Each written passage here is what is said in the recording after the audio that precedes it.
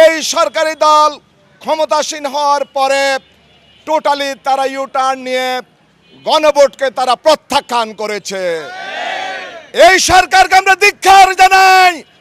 যদি সংস্কার কার্যকর হতো, গণভোটের গণরায় যদি বাস্তবায়ন হতো, আমি পেশিবাদের কোন চোখ অথবা কোন শব্দ বাংলাদেশ দেখতো না। আজকে তারা গণভোটকে প্রত্যাখ্যান করার কারণে ওই নিষিদ্ধ ঘোষিত আওয়ামী লীগ আজকে রাজনীতিতে পুনর্বাসন হওয়ার জন্য তারা ওই গর্ত থেকে বের হওয়ার চেষ্টা করছে।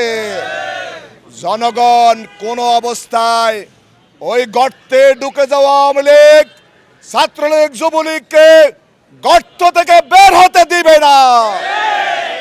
বাংলাদেশের জনগণ, স্বাধীন চেতা জনগণ রক্ত দিয়ে যে গণতন্ত্র উদ্ধার করেছে, যেই গণতন্ত্র ফিরে এসেছে, সেই গণতন্ত্রের ধারাবাহিকতা রক্ষার ক্ষেত্রে গত 17 বছরে রাজপথে যেভাবে আমরা জীবন দিয়েছি, সংগ্রাম করেছি, বিনিময়ে বাংলাদেশকে মুক্ত করেছি, বাংলাদেশকে স্বাধীন রাখার ক্ষেত্রে, গণতন্ত্র চর্চার ক্ষেত্রে নিষিদ্ধ ঘোষিত আওয়ামী লীগকে কোন অবস্থায় বাংলাদেশের মাটিতে স্পেস দেওয়া হবে না।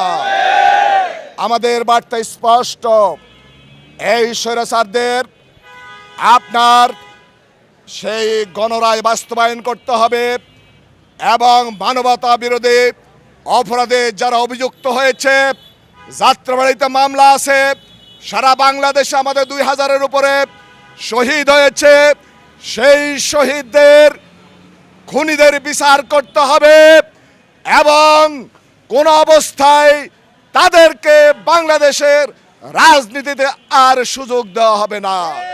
এই সরকার ক্ষমতাসীন হওয়ার আগে বিএনপি তারা বলেছিল এই অধ্যাদেশ সংশোধনী সংস্কার সকল ক্ষেত্রে তারা একমত হয়ে তারা স্বাক্ষর করেছিল। জাতীয় ঐক্যমত্য কমিশনে 133টি অধ্যাদেশে বাংলাদেশের মানুষের আকাঙ্ক্ষা সেখানে প্রতিফলিত হয়েছে।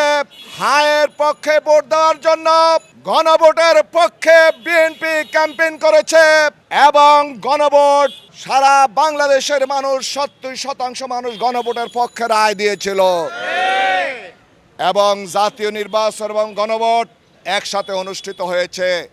আপনারা জানেন, এই গণভোট বাস্তবায়নের জন্য, গণ আকাঙ্ক্ষা বাস্তবায়নের জন্য জনগণের সংস্কারকে কার্যকর করার ক্ষেত্রে মানুষের আকাঙ্ক্ষা বাস্তবায়নের জন্য সংসদ গঠিত হয়েছে।